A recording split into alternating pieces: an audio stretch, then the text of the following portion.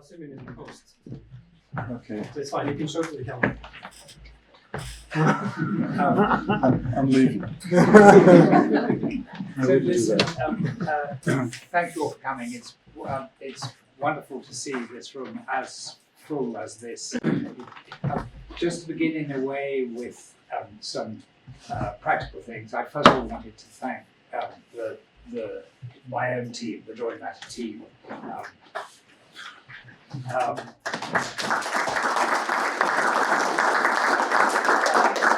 Sandra, Martha, Vera, Jesper, Rosie, who've helped put this together, and above all, Ben Machin, who, if you don't know, is a wonderful architect, but also our most welcome and valued collaborator in all the things that we do. The workshop that we do every year with his students is the one that we actually look forward to more than any other, because of Ben's engagement with his students. And we're incredibly grateful to him for hosting this event. He's worked often with Tony before, and they have collaborated on teaching enterprise. For those of you who don't know about Drawing Matter, I was firmly told by the team that I had to try and explain what we did. I think the simplest way of describing it is to say that we're interested in what architectural drawings can tell us that the buildings don't. We're more interested in them, as it were, and looking at them and learning from them as sort of evidence of the design process, rather than in a sort of documents of architectural history. And what that's done is created a strong preference for preference, I suppose, for unbuilt projects, for conceptual projects, for ephemeral things, a real preference for sketchbooks over presentation drawings in terms of what we show to students and historians when they come. Tony's projects that we have fit beautifully into all of those categories. He didn't tell me when he finally, it was a long courtship, but finally agreed to let Drawing Matter have the Listen Gallery material, that there were 44 sketchbooks for the Listen Gallery alone. And they are amongst the drawings that we show most often to visitors here. I should perhaps explain that actually this is for me, a sort of major milestone in a kind of 35-year history, because as a much younger man, I remember going to the Listen Gallery in the late 80s and thinking that in a London architectural scene which was really a horribly depressing desert in terms of architecture that was intelligent and human. And it was a wonderful revelation for me. I met Tony then probably 20 years later through Ellis Woodman. I actually happened to be living next door to the Red House in Chelsea, and then as the collection shifted more and more to representing contemporary architects, and I think when we had acquired a quarter of our Caesar's archive, I think Tony was finally prepared to listen to my entreaties in relation to this wonderful early material that we have. So it's been, and then and as a sort of footnote to that, after the lesson material came here with all the sketchbooks, I curated an exhibition in Berlin with Olivia Hosford-Turner, who was then at the V&A. And she was so excited by the Listen sketchbooks that she asked Tony for all his other sketchbooks, which are now at the V&A. And actually, that's a small and very satisfactory way in which we can make the world, still make the world go round. I'm going to leave it now to Ben and Tony to have a conversation. Thank you.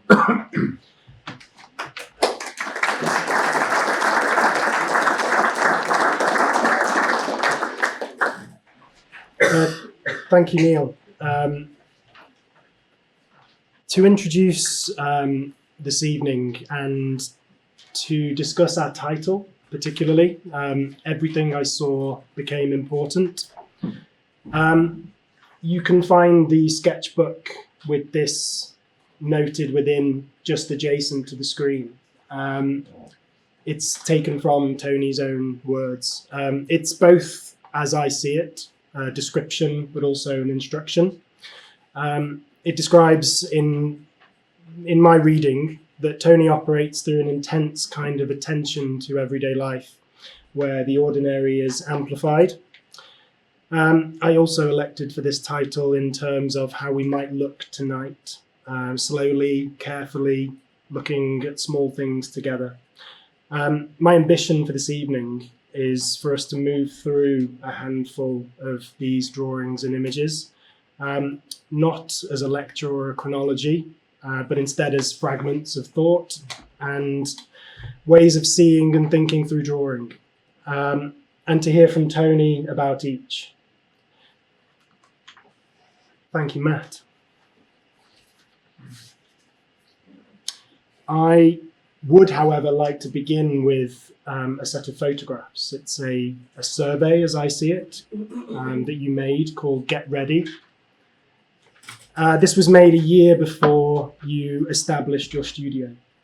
Get Ready, as can be seen on the slide, consists of 13 colour photographs with an equal spacing between each, mounted onto an A1 whiteboard.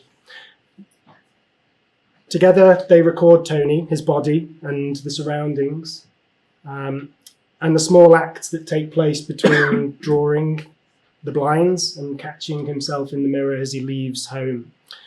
I want to ask you, Tony, what you were trying to find in these photographs. Perhaps you could talk about whether or not they contained anything in terms of an approach towards design. Nothing. So it's not true. This is nightmare. No. I'd graduated and I'd worked as an architect for 10 years. And before becoming an architect, I thought I might be an artist. And then I became entranced by architecture as a social art form. But after about 10 years of doing it,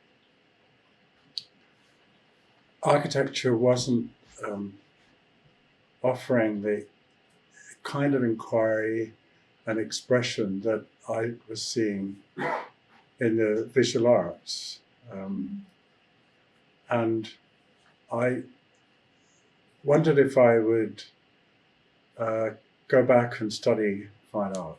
And I realized that I was 35 when I had that understanding. And I realized that it had taken 15 years to become disillusioned with architecture, and I realized that it would take 15 years before I became possibly disillusioned with art, and I'd be 50. And I thought, I have to find a way to make architecture, which I know how to do, and I know its culture. I'd have to find a way to make architecture have some of the capacities that I was seeing in fine art. I don't mean usurping art or making architecture as art. I would disagree with very profoundly. I mean, artists make art through a completely different mentality to architects.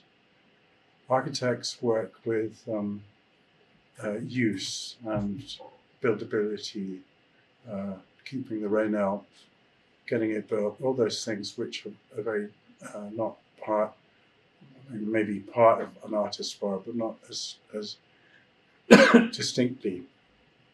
So I wanted to find a way that the architecture I was making would remain architecture, but it could satisfy my intellectual and creative desires to say something, put very simply. And I was wondering how I was going to do that. I was working for a commercial practice in a recession, and I wondered how I'd do it, and I'm wondering what the next thing is I'm going to say. I've lost my thread, but this will happen. That's right, I happened to see a performance company called Station House Opera, who were doing rather theatrical performance. But what it let me see was that performance artists were working with very similar material to architects, spaces, objects of use, human interactions. But they were doing what I wanted architecture to do. They were, because performance art was based in conceptual art, they were able to reveal more in their material, more social and political ideas in their material. So then I worked with them for a while, and I thought I might design sets for them. And the very next day I was playing an architect in a performance in France as swines. And they put me on stage. So it was a kind of baptism of fire. But then quietly I made this piece at home where I had no work as an architect. I'd stopped working in an office. I hadn't even thought what I was going to do next. And so I made this piece. I was living in a squat in a moment of particularly, how can I put it? I moved from living in a moderately bourgeois relationship to living in a house with no roof on it, and so the impact of living was much keener, which in a way was what I wanted. I wanted to feel existence and material objects much more directly. And so this was a way of doing it. I took a film camera and photographed it facing me. I recorded the sounds and then I edited it into a piece on the cassette tape. One track worked the projector, like a carousel projector, and so it ran by itself. So it was shown once, and that was it. And it let me, well, at the same time, I was wondering how I could bring that into architecture. I was looking at artists, listen gallery artists, strangely. I was looking at Robert Morris. That's why you, hang on. I thought it was going to be overhead projected, but that was wrong. Anyway, Robert Morris was working with recognizable objects from life, but extracting meanings from them that I felt. I'm not able to explain this as cogently as I want, because a lot of it was to do with a feeling of anticipation. I also looked at Jasper Johns and his drawings of a coat hanger. The coat hanger is a so-called anonymous object, but it's not anonymous. It's designed by somebody, but it's become, well, I suppose you could call it socially encoded if you want to use that kind of language, but it's become meaningful in a very low-key way. These kinds of objects interested me, so that was interesting. And then I was looking at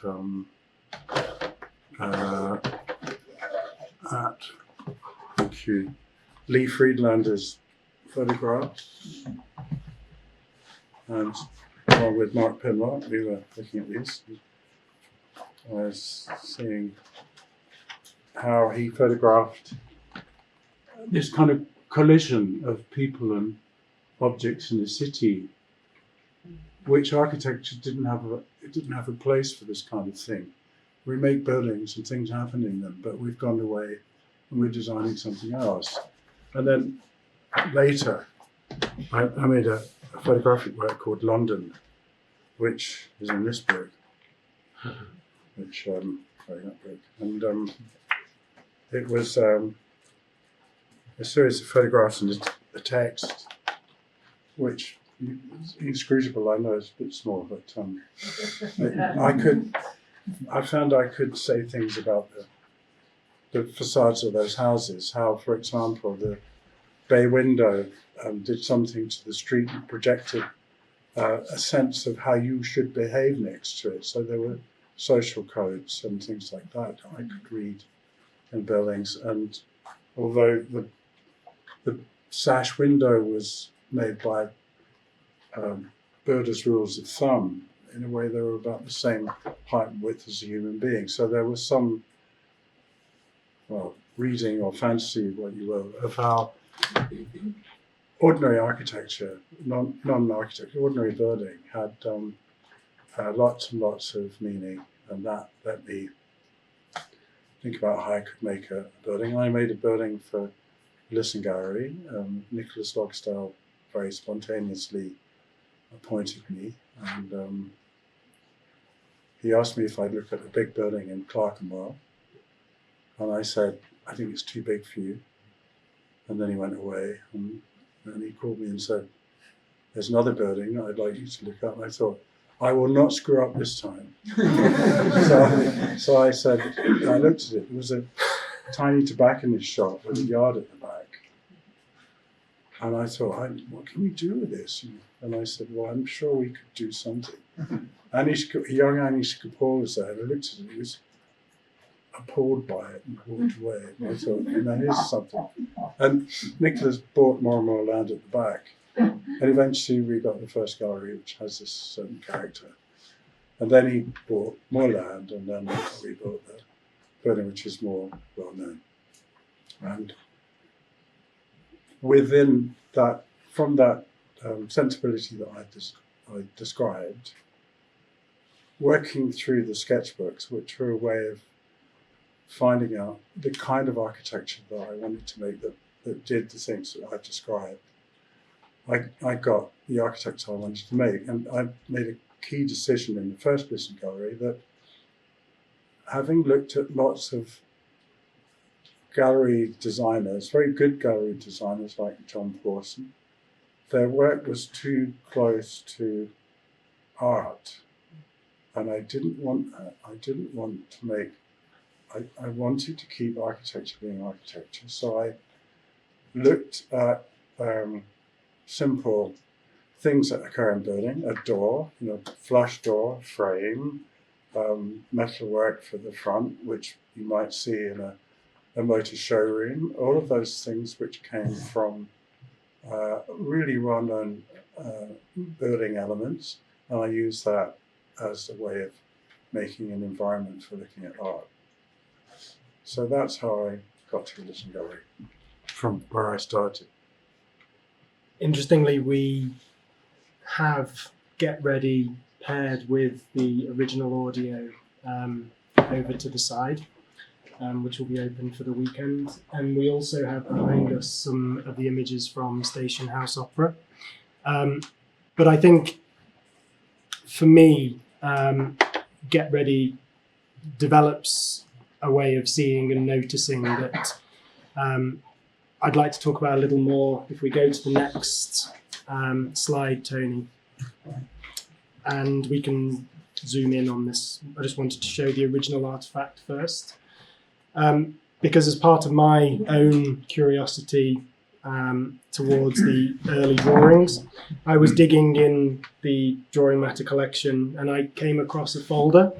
It was titled open square brackets DM2887 close square brackets mute records, and within this were a collection of drawings and collages, but there was also a Word document. And that's this. It was titled A Method, very simply. And I read it, and I really felt like I'd stumbled on quite a thing. I understand a method to almost be the supporting text to get ready, previously shown. It is not a manifesto. It reads instead as a series of refusals. You talk about, Matt, we can go to the next slide. You talk about user narratives instead of ideas, natural events instead of decor. I'm interested in your thoughts on a method, and interestingly, I suppose, how drawings might sit inside this method that you've noted. Well, in a way, you could see some of this, you could recognize some of this from the art that was being made at the time. I mean, I'm aware that I have an artist in the audience. I'm saying something about he may know better, but it was, let's say, it was extracted from the designs I've made. So the way I had worked, and the way I still work, is that I work intuitively, and then I look, I mean, I'll say this, and I said this to my students, you use your intuitive mind to design, to produce designs. You use your analytical mind to find the intelligence within the design that you've made. And then you use your conceptual mind to explain what you've done to other people. So I've lost the thread of what I'm saying here, but it's a bit of a non sequitur. But what I'm saying is I work intuitively, and all of the writing that I've made has always been made after the project was finished. So it's to say it's, you know, the conceptual side is writing about it afterwards, and I don't preamble the project with propositions. I look at the situation, the material that I have, and very much about where it is, and then I work with it. I just put it together, you know, and then I look at it and think, is this going in the right direction? I might look at somebody else's work, and then that's the way that I think all architects produce work. And I think that's been obscured in the last 30 years by critical theory jamming up everybody's imaginations and not allowing us to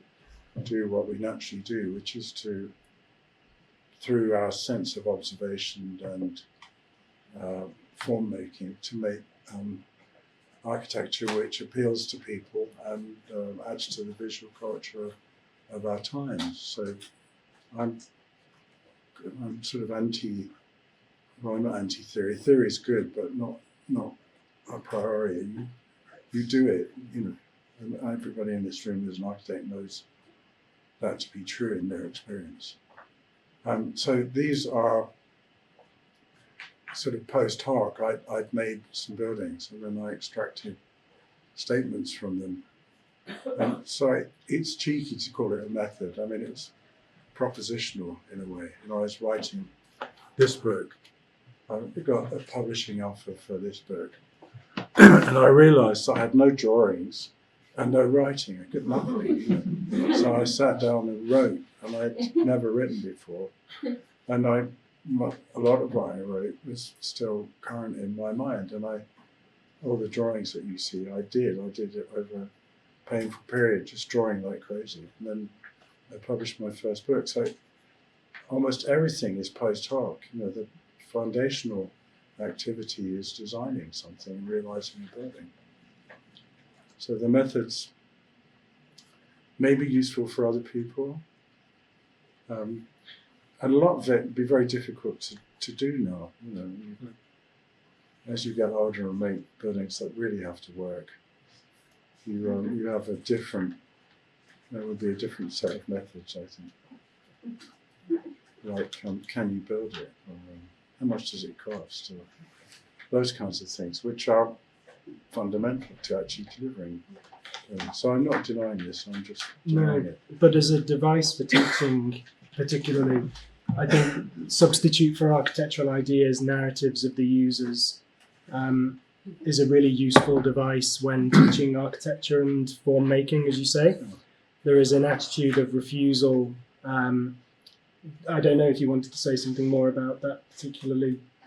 Well, it is true. I think you have to seek very hard to understand the people that you're designing for, not just the immediate people you're designing for, but the society in which you're working. And that's really difficult. I mean, you are, as a creative person, you're in a completely different mentality from people who might use your building. I just gave a lecture at London Met on their technical program on buildings of wood, and I showed buildings of mine from 30 years ago that have been completely misunderstood and ruined. And so this is really tricky in a way, but you can sometimes, if you're designing housing, you can make spaces that people can reuse in different ways, and you can make a garden outside the kitchen and things like that. You can do humane things, and they are community forming in a way. You can get it right, but there's not much more than you can do that. But in housing, you're working with usable conventions. They're very, very useful. So that's how you know your knowledge base. It's not your own imagination so much as things you can observe in society and work with. So yes, I mean, the narratives of users would be much more to do with things that are useful. It would be much a simpler statement than things that you are fairly certain will be useful and will be enjoyed. So that handles that one. Cool. We can go to the first drawing.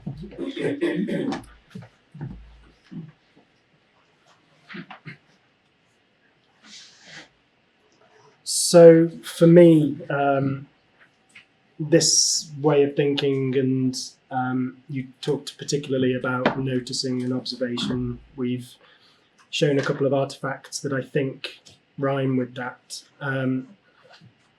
Holy Island from 1993, in this particular drawing, I wondered if I might talk about the language of line and the pursuit of a project that was happening with this drawing. It feels like you're testing how you can simply arrange for rituals and everyday life to take place in spaces you're imagining. I don't know if you want to say something about that discovery through drawing. Well, maybe I should talk about the knowledge I had of the clientele for that project. Sure. It was the Tibetan Buddhist community in Britain who built a very extensive centre in Scotland. And I went there, I stayed there. I do have some experience in Buddhism and meditation, and I'm not going to say more about that, but I know about this stuff. I know the kind of austerity of that kind of experience, so I was no stranger to all of this. But I went to Scotland, and it's a complete Tibetan temple. And I went to Mass, jokingly, and these guys arrived and played folding trumpets, and they were all Scots. It was completely bonkers. They wanted to build a retreat centre on Holy Island, and so I had a competition, and I was aided by Juan Salgado and another colleague, Natano Nosigres, who's also known as Jonathan Surteson. At this time when he was working with me, he just started his own practice. He didn't want people to know he's working for a living, so we made this deal that I would give him a pseudonym. And on the way, the jazz musicians would often play another records on, call themselves Shadow Wilson or something like that. So that was the team, and but I went to Holy Island, and I got on a train from London to Glasgow overnight, and then I got another train to somewhere else, Arran or somewhere like that. Took a ferry, to another island and then walked to a boat terminal. And there was a tiny boat and a boatman, and I said, I'd like to go to Hurley Island. And he said, the weather's too rough. And I said, but I've come all the way from London. He said, the Dalai Lama came all the way from Tibet and I refused him to. And I said, here's a £20 note. And he said, it's clearing up. We got it. I travelled in this boat wearing a rather stylish Macintosh and loafers, which if you've ever worn loafers, you know they leak in the rain. So I was on the boat in the spray, and he said, be at this point at this time, because if you're not there, I'll abandon you. So it was true Scots welcome. And so I looked at the island, and then I was there at the right time, and I was back on the boat. And he said, if I'd have thought, I'd have lent you a waterproof Mac. So that was driven into my bones. But the island was had nothing on it. It had one or two buildings. And it struck me that putting two very large buildings, which they would be, on the island, on a slope where you'd see them from the sea, you wanted to make something that was natural in shape, and the coloration would be rather dour.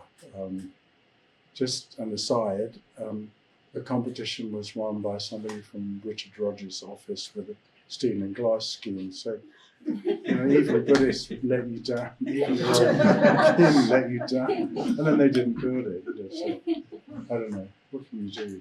Can't rely on anybody. So, and then where am I going with this? So I thought I'd make a building that could be built by volunteers, because the building in central Scotland had been made by sort of reformed drug addicts, and I thought they'd do this, and so it would be built with timber in short lengths so they could carry it on their shoulder, and then we assumed there was rock underneath the earth, and they would build on the rock, and it would follow the slope.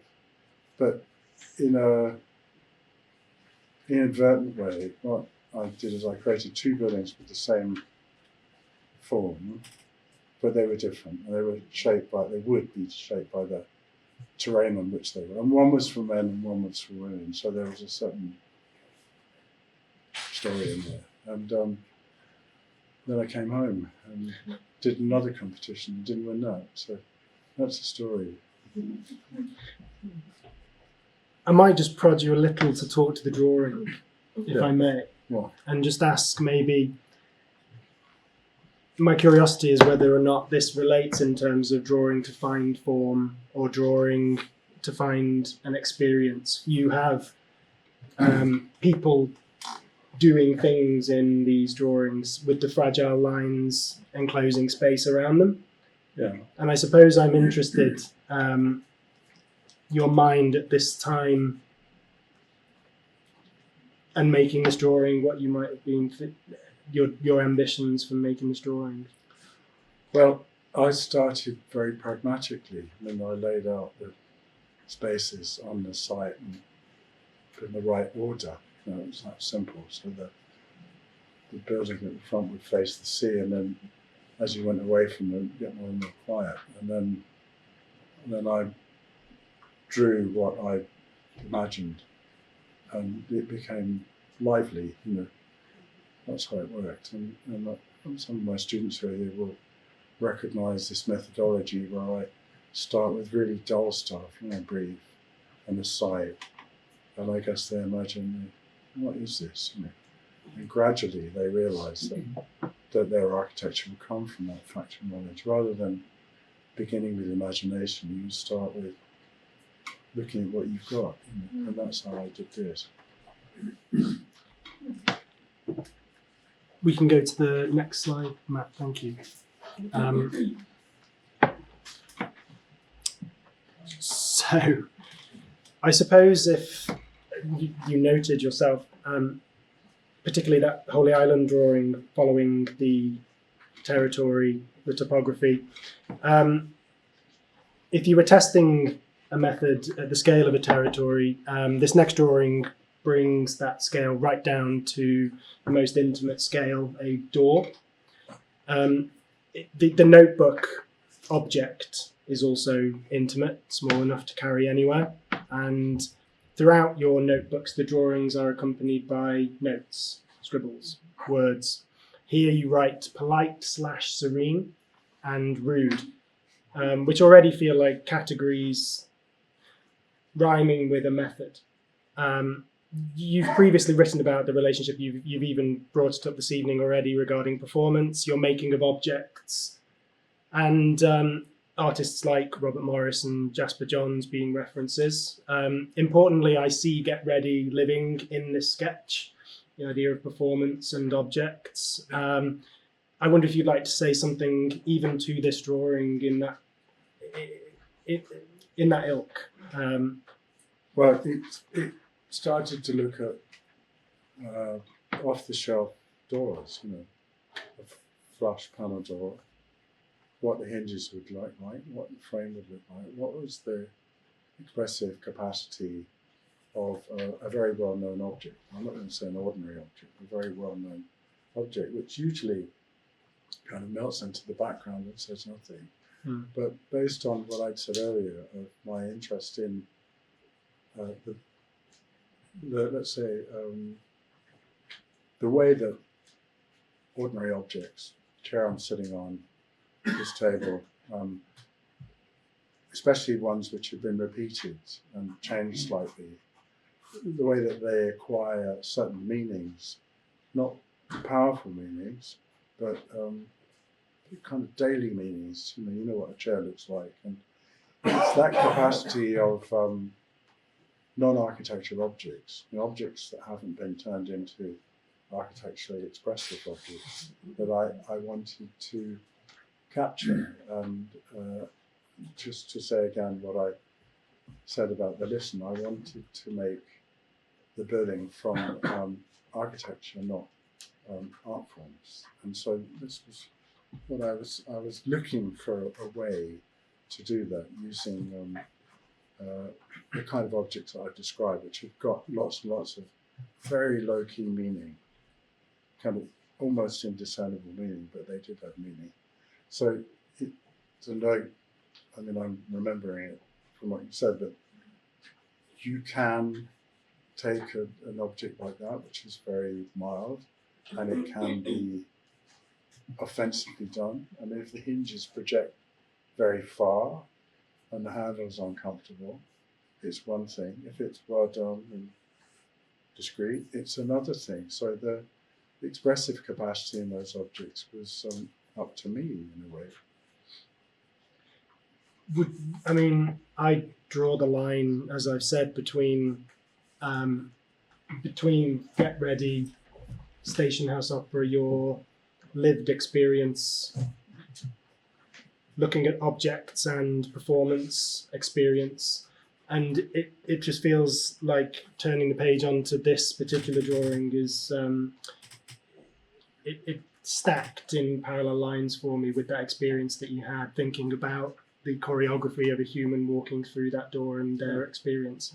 I also wanted to ask, because here we're showing a page of a notebook, and I wondered if you wanted, I'm very conscious, particularly this evening, and being very, very useful to the young minds in the room as well and beyond, just in terms of working in notebooks. We have quite a lot open on display of yours, and Neil's already talked about the wealth of notebooks produced for Listen. I wondered if you wanted to say something about working in that intimate environment of the notebook. Well, you're working in the intimate environment of your mind. That's what you're doing. You're working in your imaginative world. And the sketchbook's a way of externalizing something or discovering something by mistake. For students of architecture, sketchbooks will be one thing. For me, at that stage, a sort of turning point in my work, it was much more of an exploration. But sketchbooks, if they're natural to you, and they have to be natural to you, are fantastically useful. They're your private world. They're you know, as a student of architecture, and somebody who's going to be committed to architecture, you're building a kind of sensibility inside yourself.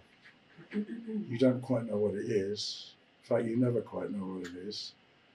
But that, the sketchbooks or something like that, some kind of diary, which is just for you and not for publication, that's where your thinking develops. And it develops intuitively. You look at things and you draw them. And you know, I got sketchbooks from a long time ago where I was in Italy drawing Renaissance buildings, and then years later I did the Red House, which extracted something from the buildings I'd seen in Italy in a completely abstracted way. So at any stage of your life, it's worth looking, it's worth, well, the message here is it's worth valuing your thoughts, even if you don't know where they're going. But if I teach anything, it's about recognizing that creative work is very special. It's not like anything else. It doesn't have any rules. It's completely driven by desire, and it's completely driven by looking and wanting. That's why sketchbooks, for people who find them useful, are very, very strong. Super. Next question. I was going to ask if I can have another bottle of water because Tony's glass is empty. If someone would attend, it's gone. Could You it can. be an extraordinary, ordinary bottle with no provenance? No, it's got to be very, very expensive. Matt, you can go to the next slide as well. Thank you. Wow. Yeah. We are looking at drawings for the listen, and we're inside a sketchbook again. The format is slightly different, as you'll note. That's a recurring theme. There's a variety of sized notebooks. But here we're starting to solidify into a built form, an object. Thank you, Mark. Thank you. An object as a public form. The drawings become somewhat technical. They are exploring construction logic. The looseness does remain. There's a sense that decisions are being tested rather than declared.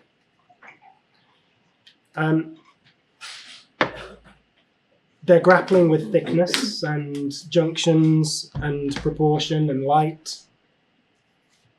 The language of line remains slightly wobbly. It feels as though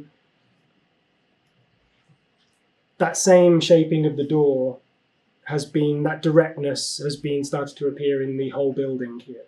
I wondered if you could talk a little about exploring the facade for the Listen Gallery through drawing here. Oh, well, yeah, I'll stand up and point. Yeah, no, go for it. All right. I can stand up. Yep. I can point.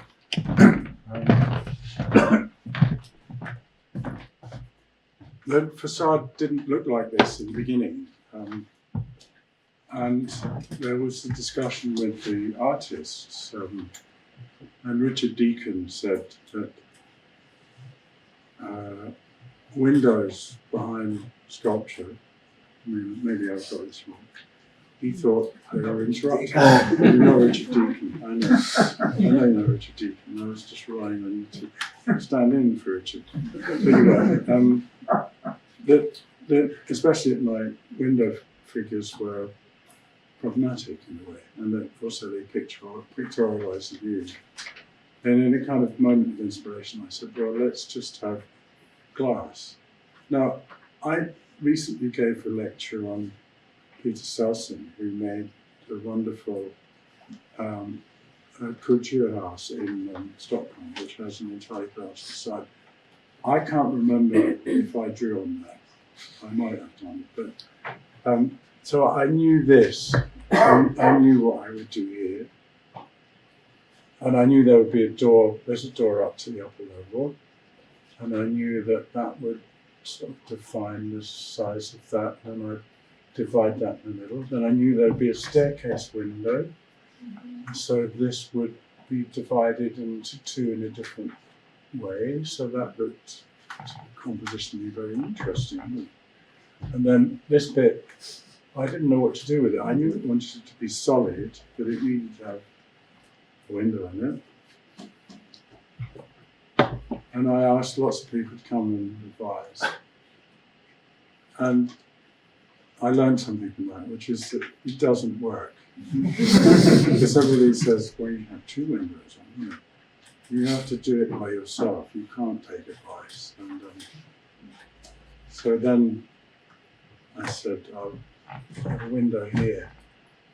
Not exactly there, but and then I realised that this isn't very clear, but it's actually over here. I never really see that if that's centred on that, and if this solid bit up here just had a window there, that the axis of the facade would shift over and it would seem small, because the building next door to it was a small existing building, so I'd be able to manipulate the facade proportions so it was not such a blatantly large and different building. That was my thinking. Did that answer your question? No, but while you're Don't down, answer. Okay. Try again. I just provoke and you go where you wish. The thing that I'm showing this larger notebook perhaps because it also bears witness to the note taking and the talking to yourself through words. It doesn't necessarily matter what you're noting in this instance, but it's just maybe talking a little bit about that. You talked about a private dialogue with your own imagination. You're trying to find a public form, a kind of image space for the project. I'm curious about your use of the sketchbook with this entire built form and hunting down the project. I mean, put simply, you just draw things again and again and again and again until, I've said this, I draw them again and again and again in sketchbooks until the solution either goes away or seems credible. That's a strange process where I'll often, when I'm designing a building and it's not going anywhere, I'll sketch it. I don't mean in the sense of changing it. I'll just draw it as it is, again and again, and again and again and again. And then sometimes I think, that's all right. Sometimes I think, no, wait a second, I have to do that. So you have to give your creative mind some space to reach the right decision. That's when I teach, I talk about this stuff. And that's, if I can do anything in teaching, I can show how students can organise their thinking. So instead of having raw emotions, you can teach some techniques of thinking, some craft of design.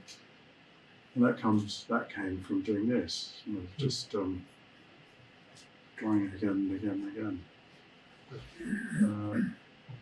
Sometimes you attack the problematic. You know, you think I have to make a facade that works. There's a story here. I went to Switzerland and visited you, Roger Dino, and Herzog and Zimmermann. And I had a much more conventional facade. And I saw what you guys were doing. I thought, I have to match that. I never said this in public. So within these four walls, the permitted facade drawing is nothing like it. You know. So I realised that you know, Britain at that time could be fantastically provincial. It really was. And so let's say the platform that I wanted to operate on was already occurring in Switzerland. It wasn't occurring in America for me. That was all finished. You know, what was really occurring was in Switzerland and Spain, and it wasn't occurring in England. So I looked outwards and thought, I'm going to compete with this. I want to be at the kind of level that I'm seeing in the European practice. So I've never said that probably before, but it's true. And he's here. Despite me copying his work. Does that? It does, and also it just rhymes again.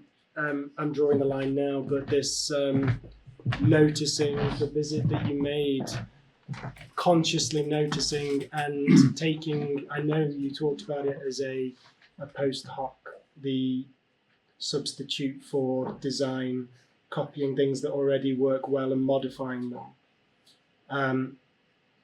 It's a little parallel line that I draw now, if you like hearing you say what you just said. Matt, you can jump over to the next slide.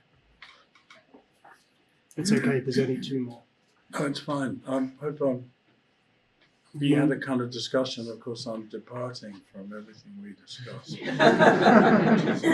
Yeah. But no, I don't want to interrupt you. I mean, No comment. It's fine. he's going to write something for my book. That's how much I respect Ben's insight into this period of my work. So, just to say that. I think naively just looking to the drawings, which I'd like to keep doing. I suppose previously at Listen, there was a looking at glass and joints, and this next drawing feels slightly different, and I suppose it's a collection of sketches on a single large piece of paper. This is not in a sketchbook.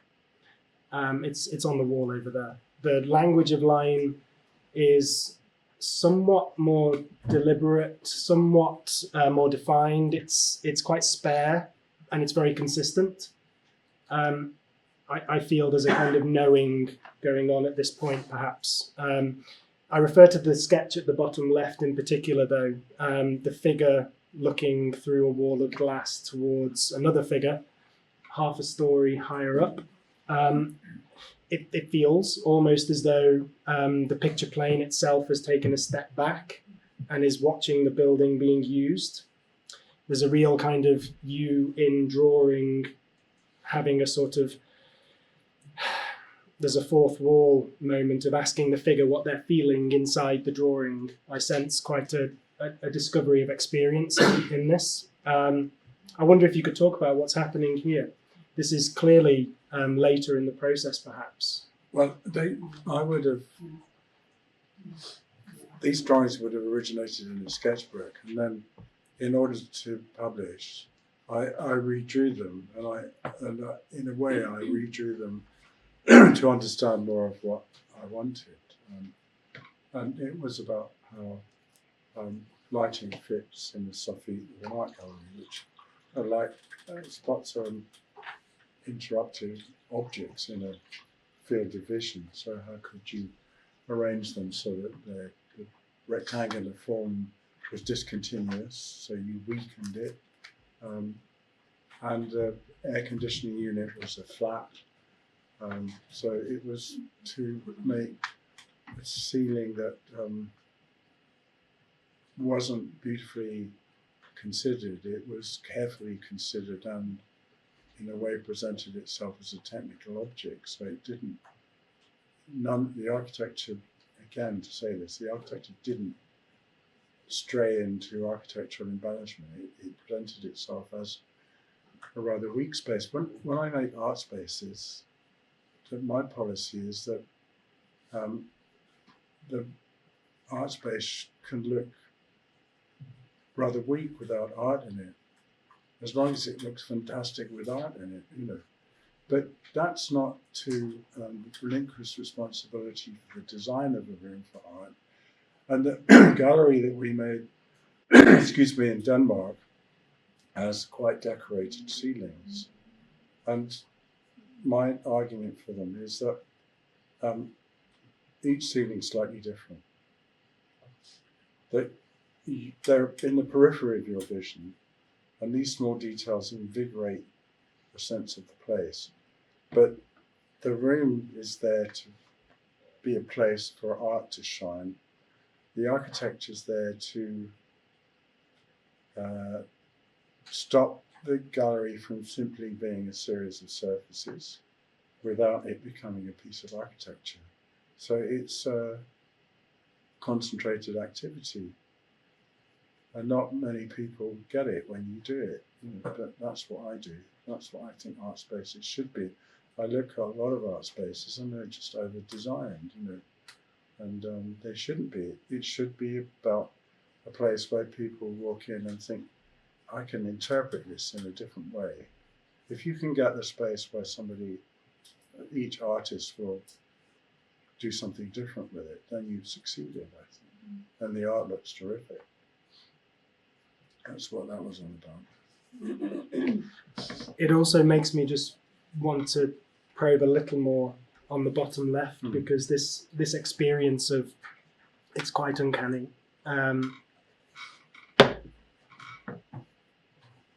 Being in that space, looking at the knees of the people outside and the reverse being true from the outside. Not in terms of its design, but in terms of its making here in the drawing. You quite carefully play that out. The figure beyond is sort of gently suggested. The school opposite is gently suggested. You're designing the experience. It really does track back to your original idea of noticing what's already there, and in consciously drawing those in these exploratory sketches, even though they're developed. I guess I'm curious about what might have been in your mind. Well, it starts with the pragmatic decision that the floor level in that new building would be the same as in the previous gallery, and the street was higher, about 90 centimetres higher. And what I've discovered is, that utilitarian objects can be surprisingly expressive without being elaborated. And I discovered that pragmatic decisions can be surprisingly surprising. So in that space, the wall is this high, you feel curiously enclosed in a way. You're not exposed to the street. You're not pictorialized to the street. There's some strange consolation in the fact that the wall's higher. And the people walking by actually ignore you.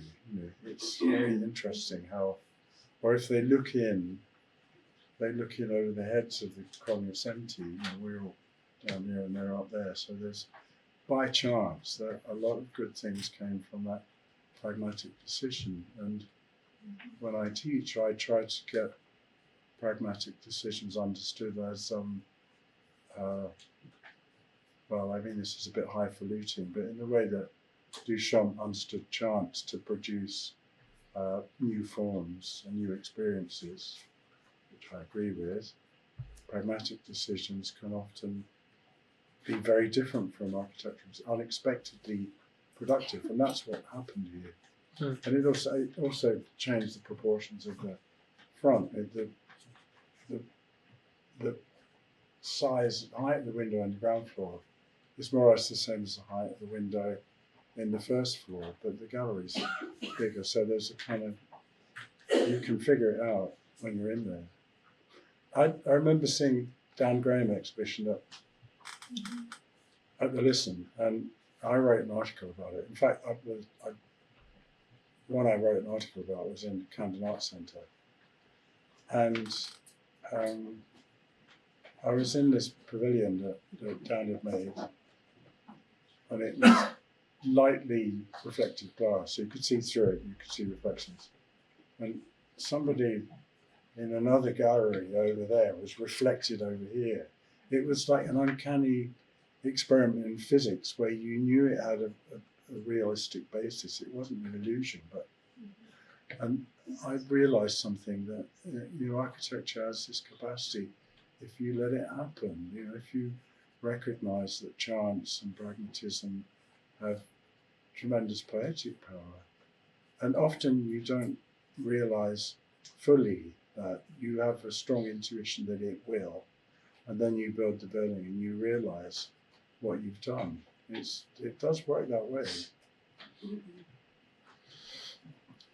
And then I drew it, sorry. I drew it Keep going. with a pen. You did. You drew it with a pen. That's the line about drawing. Good. I'd stopped drawing with a pen and I started sketching with a CAD program, which I really. You might say something about that. I don't know.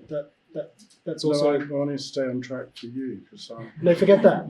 This is where the good stuff is. If you want to, I think that might be quite interesting. Your drawings. I mean, at this time, CAD was possibly.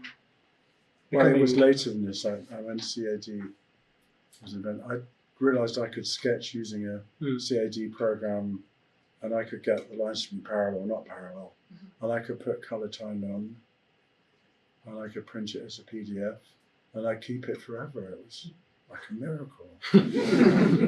And the modern world. yeah, no, I've embraced digital drawing. I'm not very good at it. I mean, when we had the office, I used an extremely simplified version of Vectorworks. I didn't use classes and stuff. Layer, and it worked. I gave them to the people in the office, and they didn't go. They said, "Yeah, right." The other thing that happened is when I was drawing by hand, I would have a sketchbook, and then Nina Lundvall, who was working in the office, said, "Can we have your sketches?" And I said, "Yeah, can you have them?" "Why do you want them?" She said, "Because I can see things in them that you don't." And suddenly I realized there was a collaborative possibility with me drawing something I thought was definite and then saying, "No, wait, you could do this." And so that follows on from this idea of chance and recognizing the beautiful things that can come from chance. Not always, but So that's then I went home. Or I did something else. Matt, we can go to the final drawing because I want to talk about something else. This is a measured drawing. It's, I think, it's the only measured drawing that we'll show tonight. It feels like an explanation. The parts hover on a sheet, a large sheet. They're distinct. Unusually, you've noted to me previously that this drawing was made after the building was designed.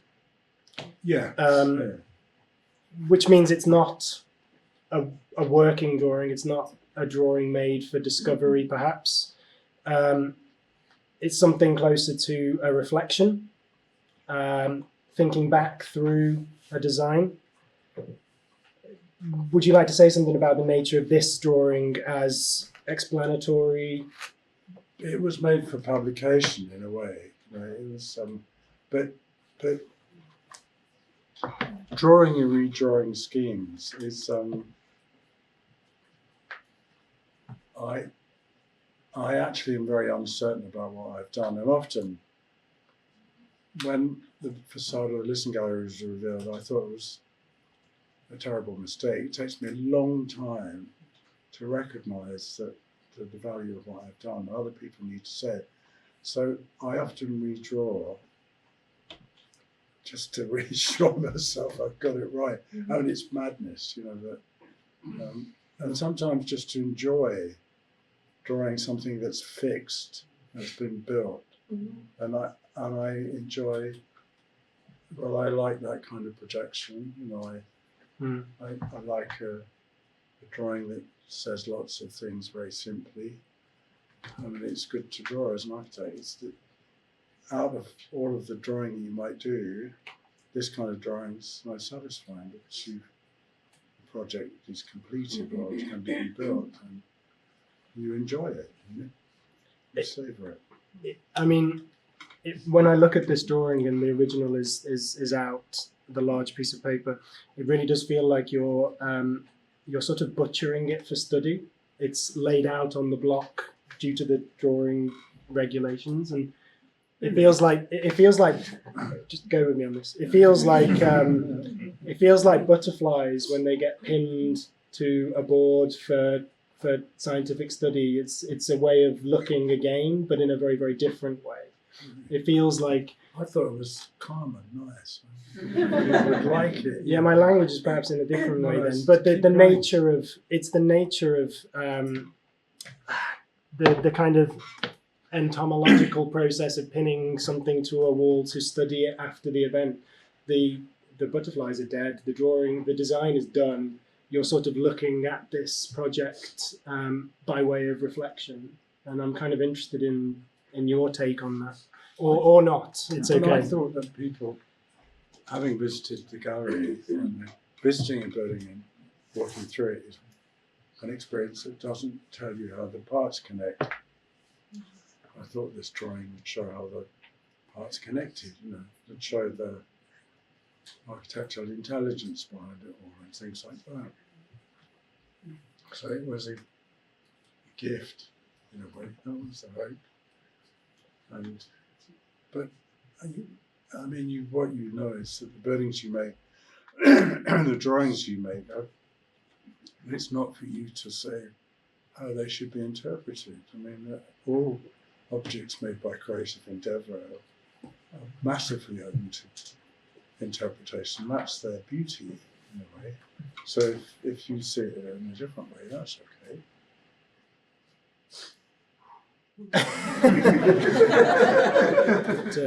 Oh, come on.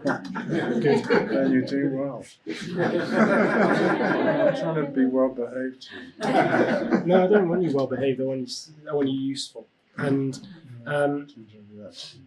I suppose because I want to get to questions from the audience. I want to share the inquiry, but I did want to sort of wrap a little bit, maybe. I think that I've tried to show a selection from text to performance to notebook to large format after the event drawings, shifting between knowing and not knowing. Some of the drawings are sort of unconsciously trying to find something to say. Some of them are just enjoying, as you've spoken about, after the party. But it's this nature of drawing to you that I'm really interested in, because as is out on the walls and on the tables, there is an inquiry through drawing that is quite something. It has an intensity and a variety, and I guess by way of a general summary, I'm interested in you as an architect and your relationship to drawing, and whether you wanted to say something about that. Well, I only draw when I'm designing a building, and I'm not designing any buildings anymore. So I started drawing from life, and I thought I wasn't good enough. So I don't want to do this anymore. So I started taking photographs as a way of having a creative activity after I stopped being an architect. So I don't know where drawing lies. I think drawing was about making architecture very intensely, and I can't. And when it's dissociated from that, when it's not attached to that, it doesn't have any strength, I think. And so we're doing something for the Camden Arts Centre, so I draw for that. At a certain point, you stop as an architect. At a certain point, you're not going to design anymore. That's what I've realised. And I remember meeting Neve Brown on a bus, and he retired. He was a significant architect. He was drawing and painting, and I thought, how can he be satisfied by that? But he was. He suddenly realised the stress of getting work, running an office, building buildings, getting them built, that he could not experience that anymore. He could do something else. And for him, it was drawing and painting. And it didn't matter to him whether it was any good. It was his fulfillment. And I think, I don't know if this is going to be tested, but I think for me it's going to be photography. My creative activity will be much more personal, much less concern with, well, let's say, much of what I've observed and thought has been instrumentalized in architecture. Almost the whole of my sensibility has been put to the service of making buildings with the intention that those buildings should be pleasurable to other people. And I think I'm going to stop doing that and just do something that I like. You know, it's that simple. I can do it. You know, I don't need to work anymore. I can do something else. So unless I have a Leverance moment, you know, later on, it's ending a practice is also interesting. Also, I was interviewed by somebody just before I came out. Who's writing another book on Alvaro Siza, an architect I admire. But I thought, what am I going to say? And I said, well, Siza's 90 years old, so the things he's thinking and the forms he's making, you won't understand. I said, late work in like that, or in Picasso, often is incomprehensible because at the time when Caesar was most potent, he was in the world. He knew where he was. He knew his audience was. He knew what his ambitions were. He's 90. He doesn't have those perspectives anymore. So he's doing something else which is self-satisfying. And I don't want to do that in building. Well, nobody will let me do it. You know. Good for them. So I'll do something that personal, but it will have an outlet. I mean, I should say this: I'm publishing a book. I will be publishing a book in 2026, which is buildings, and the second part is buildings and the projects in sketch and writing and text. And then there's a second book, which are photographs. So I've kind of prepared a platform to see if I can actually do it as a photographer, because I changed architecture in some ways. I think it's true to say for a generation of people who are living here. Maybe I could do something impactful in photography. I might not, you know, but that's a good thing to think. The end. Yeah, definitely, but not quite, because I might ask some friends if they would like to ask their own questions and extend the conversation. Irina, please. Thank you. It's been really a wonderful dialogue. Very generous. Thank you, Tony. Ben tried gently to cajole you into talking more about the words on the drawings. And Yeah. I'm fascinated by words. And I wonder, are there expressions of your thought that you want to capture? Are there an explanation? Are they analytical? Are they more like an emanation of the moment, like you know, in Keith Jarrett in the film Concert, kind of shouts out loud from time to time. So who is the audience of your words? Do you want to go back to this? Are they part of the drawing process, or are they separately? A lot of what I've written has been made after I've designed the building. In the same way as drawing it to reassure myself that I've got somewhere. There's a sort of focus which focuses in about 25 years' time when I reach satisfaction with what I've done. So I'll often write quite late in the project. I mean, I'm capable of writing text for clients in a project, but the writing is as driven by the same impulses as sketching. It's sort of very, very impulsive. I'm not a very skillful writer. I mean, I'm sort of, not properly educated as a writer, so I spend a lot of time worrying about whether it makes sense, and then I also look for the maximum clarity that I can get.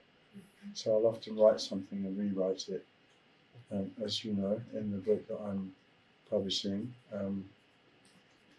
My text editor said, none of this makes any sense. And actually she was right. So I said, to hell with you. No, I didn't say it.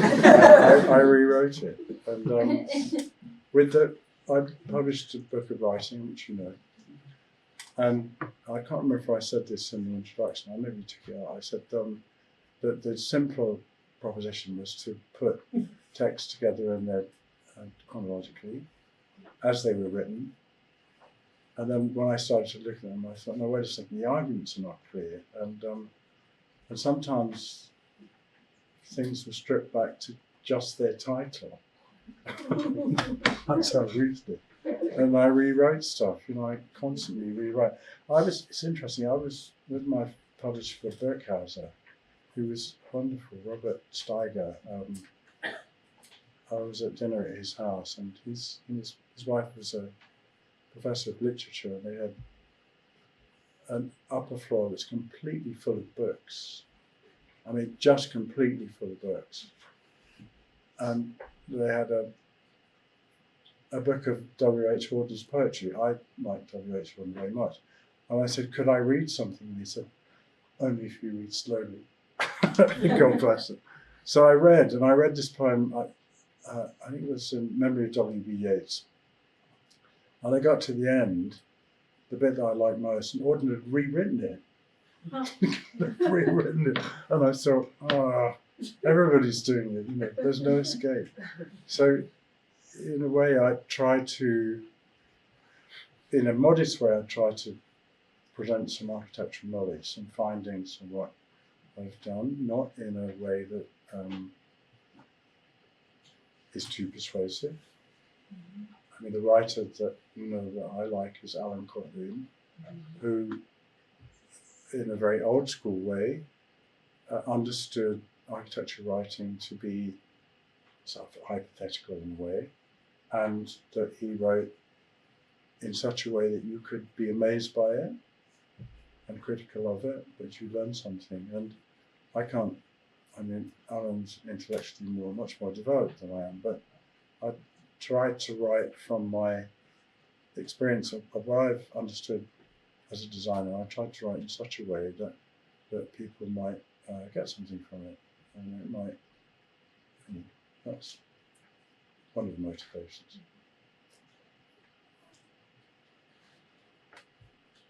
Richard. Yeah. Wentworth, not Deacon. Richard Deacon, who's not here, will be representing. Richard, your I can question. speak for Richard. Actually, I would not say that really. I sort of wanted to. Can you hear me? I can. I'm quite deaf, and Yeah. my hearing aids are. I wanted to celebrate an evening of coincidences. So I came here and I decided I would have a couple of seats in the front, and I reversed a couple of pieces of paper and didn't think any more about it. I had no idea what was going to happen. And then you sat down there and you, for about 63% of the evening, you've been looking at me. And That's because I love you. I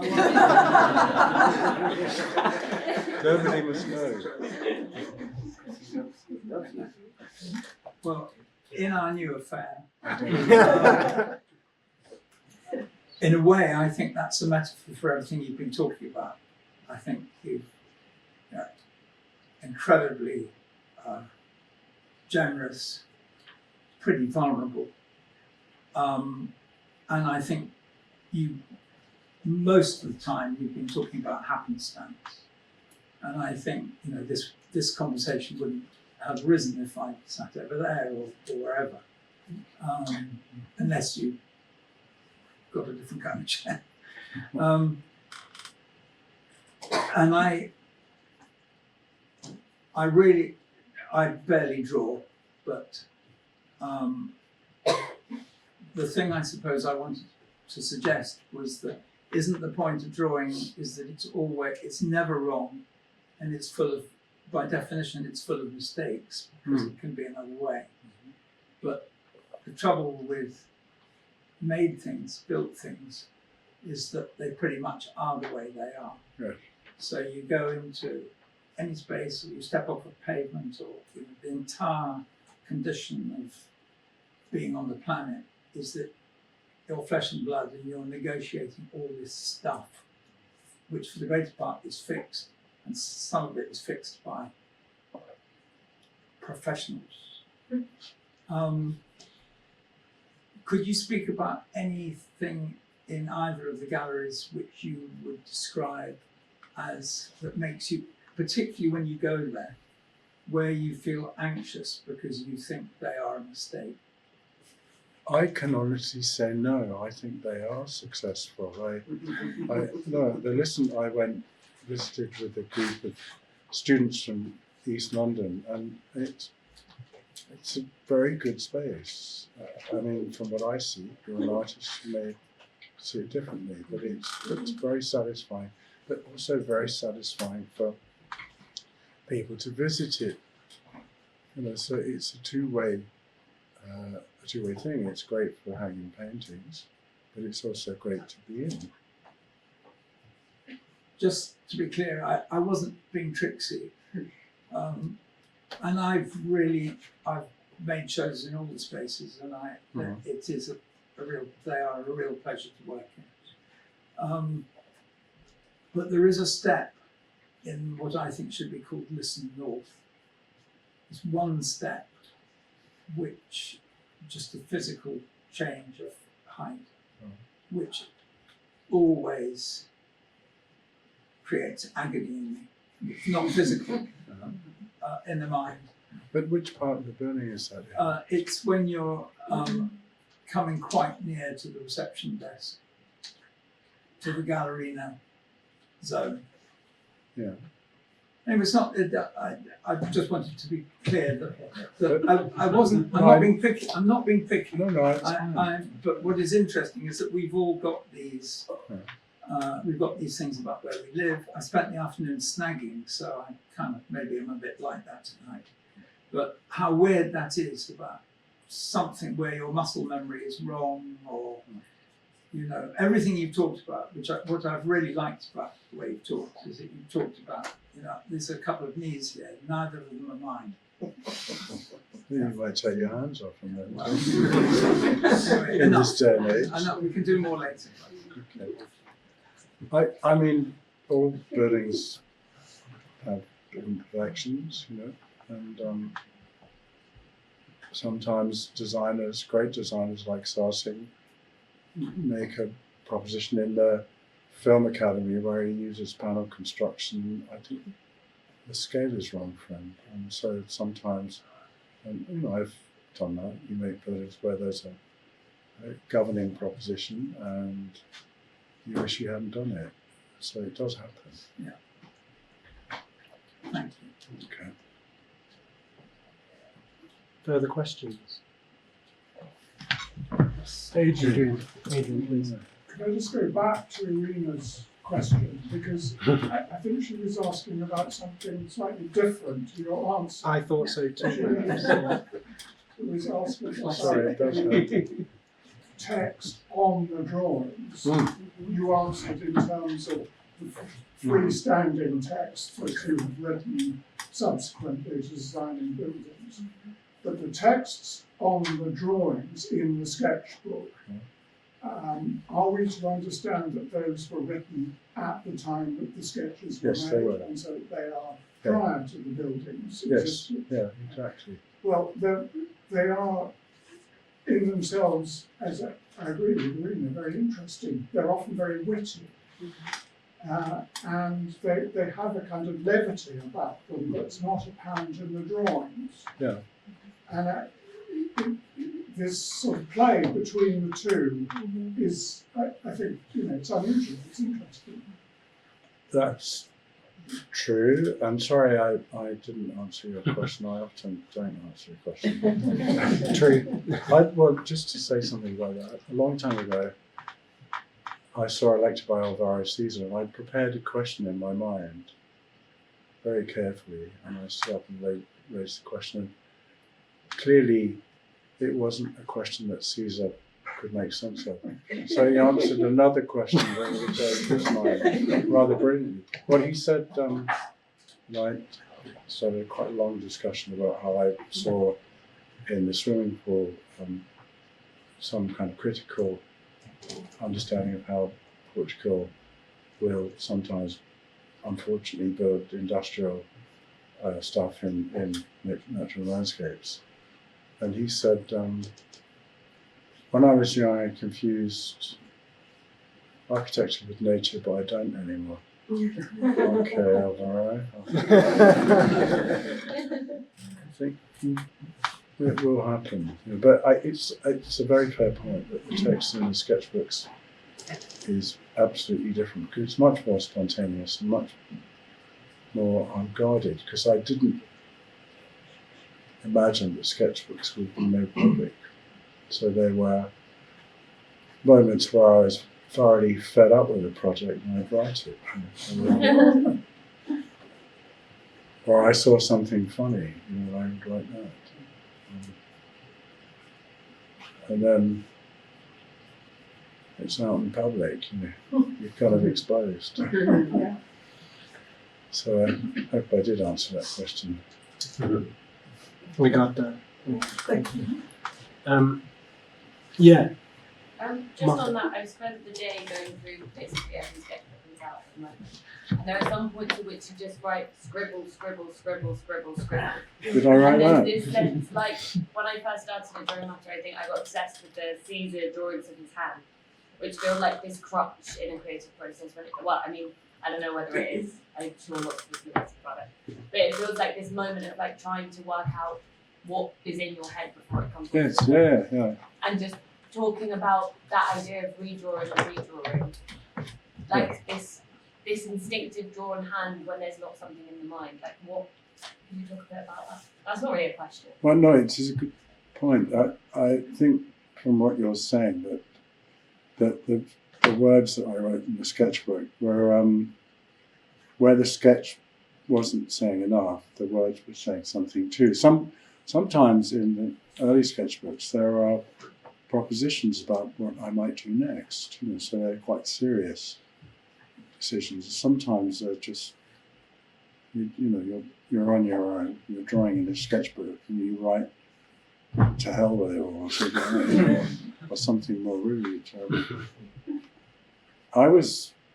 We did a project which was realised on Tower Wharf, and I did a series of drawings which I was going to publish, but I didn't, of a dog standing in front of it going, "Wharf, wharf." And I thought, I can't publish them. Another one where we were doing a building in Holland, which we lost, in a place called Hoftedieren, which means courtyard of the animals, and I drew the building with giraffes and elephants in it, and I thought I won't be taken seriously if I publish this, so they remain unpublished, but they're in the sketchbook somewhere. Can I just ask one follow-up on that? You can ask Is that as many we were questions also as you like. looking through, and there's a sketchbook where you go to the zoo, and Matt and I were looking at it and we're like, that feels like James Gow. And there's like a playfulness in that sketch, which really, I just wondered whether you could talk about your relationship with him teaching you and what that did in terms of the Well, he was terrific in the way that he would, he spoke about the value of sketchbooks as a way of catching the architectural idea in its purest form before you had to build it. And he said, he was teaching me one day, and he said, designing is like magnetic fishing. All right, James, let's go further with this. This generation won't remember or even have experienced it, but you would go to the fair, and there would be a dish of inky water, and you'd be given a fishing rod with a magnet on the end of it, and you'd fish, and then you found a metal fish with a number on it where you won a metal fish or something. And he said the inky water is your mind, the fish are the ideas in their purest form, and the magnet on the piece of string is a device that you use to get those ideas to surface. Boom! I mean, really. And he taught Stephen here, I mean, he taught lots of people, and I said that it would take 10 years for you to get to the bottom of what he said. I mean, he was iconic. I took him to see the Listen Gallery, and he said, "Congratulations, you've managed to avoid making a building." This is Glaswegian humour. Then later we went to see Anish Kapoor's house, so there was a tiny gradient from the street. And he said, it's all downhill from now on. But the best one was when he saw Crusoe St. John's house interior, where literally everything was made of brick, including the bath panel. And I wasn't here when I didn't witness this, but Ellis Woodman, that notorious gossip, told me that they said, "James, what do you think?" And he said, "It's a tour de force, I'm afraid." So you stood right away from him when he was in funny mode, you know. But he was such an exceptional teacher. He would say, if you buy a pad of tracing paper that fits in your pocket, draw the plan of the building on it, and then draw the internal elevations around the plan. And then when your developmental impulses for the project stop, take a piece of tracing paper and just alter something. Alter the windowsill heights, and he showed how you would restart your mind when it was refusing to develop a design. He was phenomenally clever like that, and also a brilliant architect, but pretty laconic. When he was teaching at the Royal College of Art, Jocelyn Stevens was appointed as rector. Jocelyn Stevens was a society bunny, and reputedly, when James was asked whether he thought Jocelyn Stevens was the right choice, he said, "Any alcoholic found in the park would do better." So he wasn't careful about his career prospects, you know. But he was. And he got sacked. Did he get As soon as sacked? Justin, after Justin's Yeah, first what would happen, you know? But he was completely careless about his. I mean, if he was solitary, you know, he had one assistant, several of whom were my friends, and I mean, very special person. And the buildings. Well, we went to see the Schroeder house. I've forgotten the name. Sorry, in Hampstead. And the outside is fantastically austere, and the inside is amazingly beautiful. And you know, James, if you just studied Kahn a bit or used stone, life would have been easier for you. We didn't make life easy. And then we visited it. Ellis and I and James visited it, and there were a young couple who bought it, and they clearly wanted to make some alterations. And I thought, opportunity for you, James. And James spent, Schreiber House, James spent 10 minutes describing how horrible the clients were. I said, "James, chill out." And he turned to me and he said, "Go away." He was a phenomenon. Anyway, but adorable. And adored by lots of people. Well, we did a book launch in the Venice Biennale a long time ago. Stephen spoke and Alex Taraika spoke. And each of us said something different that we got from him. So it wasn't uniform teaching. I mean, maybe, I don't know if this is borne out by your experience, Stephen, but he was a terribly special person. But I also remember you saying to me, you won't understand him for 10 years, of feeling a bit of relief because I didn't really understand. The thing I remember him saying to me that I'll never forget was after the first year, at the summary, final critic, Stephen, speak up. after the first year at the Royal College of the Masters, at the final critic, he looked at me and he said, "You should go away this summer and decide whether you really want to be an architect." Whoa, And that was cruel. Yeah, that was. I mean, he could be unpleasant, you know. Tony, can I ask? Oh, it's in relation to James. Yes. You know who you always said was the person that got you to develop a relationship to a sketchbook. Yes. And you told me years later that you had this idea to organise an exhibition on sketchbooks and include James Gowan. Yeah. And he was a bit sheepish about participating. And you discovered that he only had 5 in his Well, I think he had more because actually they're collected here. But I think he was playing me because I tried to negotiate with Ricky Burdett for an exhibition at the Architecture Foundation. It was never going to fly because they had another exhibition policy. But and I said that how many sketchbooks do you have? And he said a very small number. And I said, because of you, I have a whole shelf. So he was a character. Yeah. Earlier you mentioned having once been to Italy and sketching a piece of a Renaissance building. Yes. And maybe years later it could have influenced something you did, or you maybe referenced it.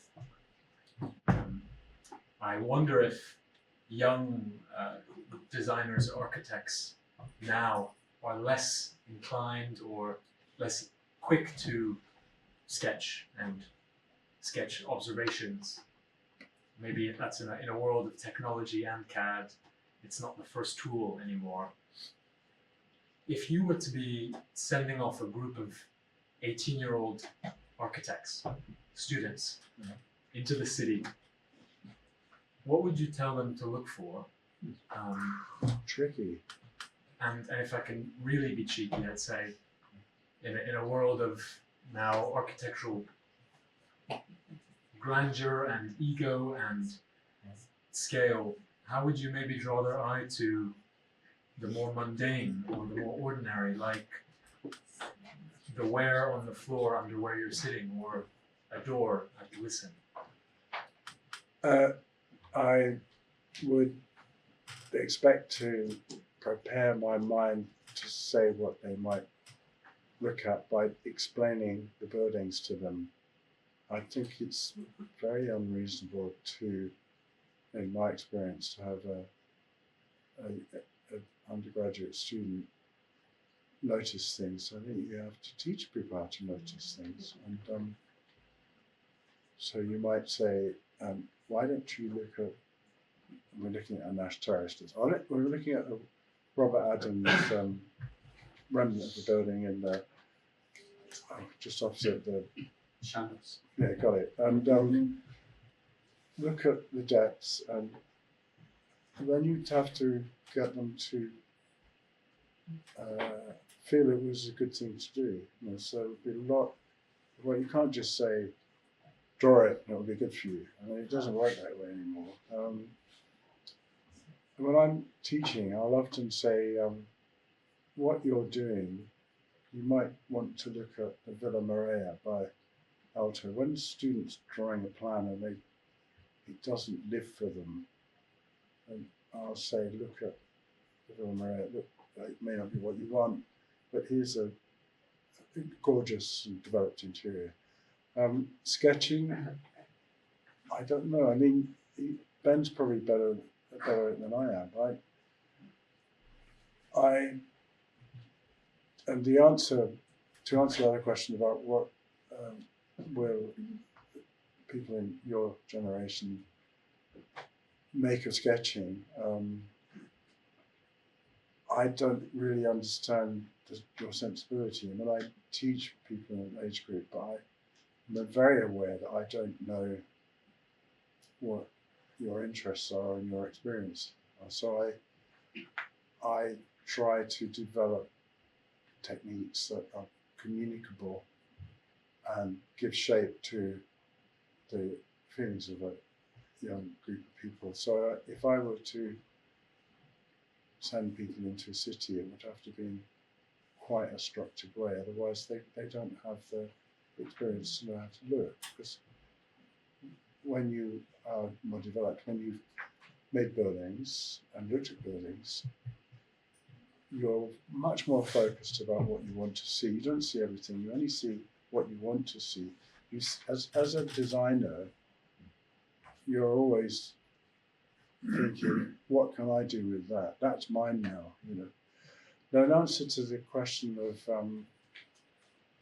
let's say, mundane objects, I've often, when we had another studio which had much more exposed services, I'd say, well, look at this combination of plugs and column. It's completely innocent. It's made by 3 different trades. I could do something with that.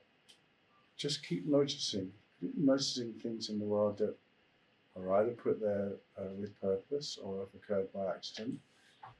Let them tell you what you might do with them. You know, as a designer, you're always looking for material to build your sensibility. So I would try to approach what you're suggesting in that way. Does that sound credible to you? Yeah. Okay. So, I'd like to say something about your photography. I don't know how to formulate a question around that, but that's all right. I don't know how to formulate a question when I start designing, as we've discussed. So just let the words come out. I recently moved to London like a year ago. I think I live in a area near to where you live. And I think I figured that out through your Instagram posting. But I had been looking at following you since before that, when I lived in Limerick, in Ireland. Oh, yeah. And I just find it really has been like, there was something familiar about both the photography to where I was in Limerick. Like the bus maybe looks a bit like the bus. Really? But then when I came to London, I was like, there was something familiar about London because of photography. It was like this kind of a translation tool for me, but also there's this other side to me looking at your photographs, is that I think some people think that it's really funny that you post. They're meant to be humorous. Sometimes they're not funny. Sometimes they're angry. But they're really like refreshing. Like from a young person, and I know my friends feel the same way. Just the like commitment to what you see, whether it's funny or beautiful or interesting, like as a whole, I can kind of see like a parallel experience to mine, and I think that is interesting. Oh, well, that's very good to hear. You know, I mean, you do things for yourself, but you know, as an architect, your training and sensibility is to do things that matter to other people. So I'm very pleased to hear that. And if you want, I can send you some photographs. If you want, I mean, just ask me on Instagram and I'll send you them. I'll email them to you. I'm not precious about it. Is that an interesting thought? Or maybe just do your own photographs. Do you post all the photographs that you take, or do you keep some for yourself? I only post the ones that I think are good, and then I take lots of photographs which don't quite work. Photography, some things with my skill set, some things work as photographs. You look and you think, now that's a photograph, and you take it and you think, well, it isn't.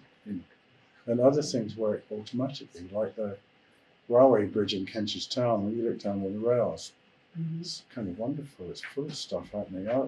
I've spent hours in Kentish Town station hanging around photographing waste bins and things like that. And it sounds ridiculous, but actually there's something about the fluorescent light and the colour scheme that the railway has adopted. It's faded, and it's really pictorial. So does that? That's an unformulated reply to your unformulated Just question. one kind of question. If you had something like that you were feeling when you were 35, I suppose I look at myself and I'm like, I love drawing. I don't know if the building is necessary for me to love drawing. Maybe I can draw. No, I mean they're different practices.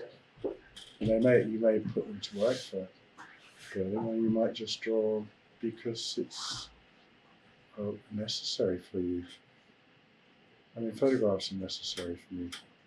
I couldn't do nothing. I would just wither away. I have to do something. If you like drawing, well, of course you should draw. It doesn't have to relate to architecture. Any other question? Ireland has some of the best architects in the world right now. In the younger generation, they're not as young as you, but there's fantastic architecture coming. And in Australia as well, it's very vital. It's uncanny. I mean, how it happens. Barcelona in the 70s, bang, it happened. And it's very unpredictable. It's often not to do with financial situation. So you're coming from a good place. Cool. Other questions? Casper. I think people have commented on this already, but there is a pretty remarkable feeling of vulnerability to a lot of what you've said, but also in the drawings and just the openness to share so much, like with the sketchbooks as well. But what I think is interesting in your method and in this idea, but this idea of taking so much care in looking at everything around you.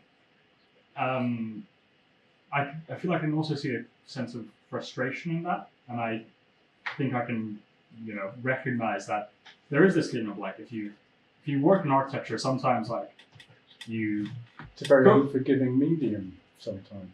I think about this thing of like you stop working and then you go outside, and then there's just more buildings. Like it's always there, and I wonder if you now seem quite content.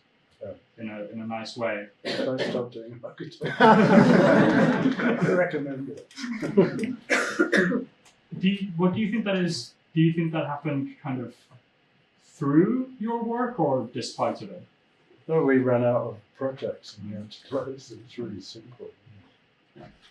But vulnerable, not really. I mean, open in myself to what my creative mind is saying, and willing to examine it as carefully as I can in order to make it available to other people. That's not vulnerability. Well, I'm quite tough. You wouldn't want to mess with me. So, but I'm open. In a way, it's more interesting to be like that. Not to kind of present yourself as a solid place. Knowledge is not like that. Knowledge is emphasized, but potent. So I wouldn't say vulnerable. I'd say something other, but not fun. Thanks, Casper. Any other questions? Yeah. Yeah, I just wanted to develop something to say about your sketchbooks earlier and how. Sorry, I need to. Tony's going to speak come over up. so you can't Yeah, hear. just to develop something that was mentioned earlier about your sketchbooks being for no one else other than you, and it reminded me of something that I noted down in an interview you said several years ago about, I think you were quoting Ronnie Scott, you said something along the lines of, a jazz musician's job is to convey their thoughts as clearly as possible, whether people like it or not. And I suppose I just wanted to sort of reflect, and your photographs in Instagram are sort of have that sense of inhibition about them being for you rather than for anyone else. Yeah. And I wondered, teaching students who feel their sketchbooks feel so, there's a sort of pronounced sense of inhibition when they draw, and how, and what you might say to that, and also whether it's practically possible as architects to behave like jazz musicians, as Ronnie Scott describes them, when everything does seem so seen and Man, you can't. Even jazz musicians have to play the game. You know, it's even artists have to play the game. You know, there's no freedom here. You are working within the constraints of society. In a way, you're hoping to accept them and do something, make some positive out of them. So you're embedded as an architect. Does that answer your question? Did I answer your question? I'm not even sure there was a question, really. It was Great more a reply, reflection on. thank you. Then I think I answered your question. I think I could add something to what that was. It literally went over my head. We would all be much happier if we just called all of this stuff the display arts. So arranging the show, what clothes we found to put on this morning, the opera, the bloody motor car, actually all the stuff that we look at, and I would say it looks back at us. Oh. And if education was more porous, it wouldn't say, you over there, you're going off to architecture. You know, when you're 15, 16, 17, what in the fuck could you possibly know? True. And there are enough people in here who are old enough to know, because they thought they were going to be this, and then they did that, and whatever, they have a life. Yeah. But if we opened these categories, which is, I guess, how we can speak to each other quite readily, if we open these categories, then that feeling of, particularly with architecture, because it's our profession, which being an artist is certainly not. I think there's a really complicated thing to do with the frame, which then comes through society, through families, parents, the machinery. Well, it is very difficult for people to make a decision at an early age, but I would say something about being a professional. Professional is a very honourable role, because a professional is not like somebody who's in trade, whose impulse is to make as much money as possible. All professionals, whether they be architects, doctors, lawyers, in their professional life, there's always a societal interest. You know, what you're doing somehow fits into an idea of value to society. And that's what makes professionalism very strong, I think. And that's a great thing for architects to embrace, to be professionals. It also means that you know, over the years you teach students with different abilities. Architecture is very broad. There can be people who are not talented designers, but they know what good design is. But they also have organisational abilities that more creative minds simply don't have. And so the profession is a broad structure within which those different talents can coexist. So I'm very pro-professional. I wasn't being anti. No, I'm Sure I'm you- working on something out from what you said. That's all. Lucky the 15-year-olds who heard you say what you just said. Tricky. Daniel. I wanted to come back a bit to this. I'm going to come back to Irina again. A while ago, a few years ago now, Irina asked me to go and talk about what 1990s Swiss architecture had meant to me as a young architect. I was one of 6 people, I think, she asked, and I took, I said, well, I only really had 1 or 2 books. It was in the days before the internet. One of them was actually Roger's book, and it was The House in the City, and it had these little tiny pictures of kind of grey models on a grey background, and it was completely fascinating. And I said, actually, the closest that it sort of comes back a bit to your story, Tony, which I've heard in other ways through Mark, but the closest that I got to Swiss architecture was really looking at your work.